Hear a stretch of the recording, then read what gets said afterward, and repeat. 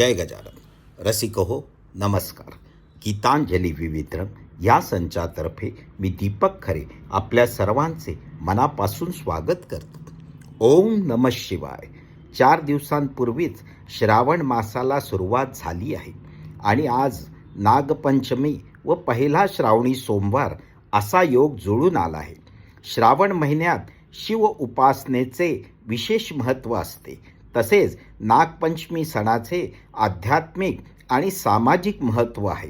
श्री महादेवाच्या चरणी वंदन करून ऐकूया शिवाचे वर्णन करणारे गीत, जे श्रीमती सुमती दातार यांनी लिहिले आहे. आमचा हा प्रयत्न आपल्याला आवडल्यास लाईक, शेअर, कमेंट अवश्य करावे आणि आमच्या संचाला अजून सबस्क्राईब केलं नसेल तर करावे ही विनंती. धन्यवाद.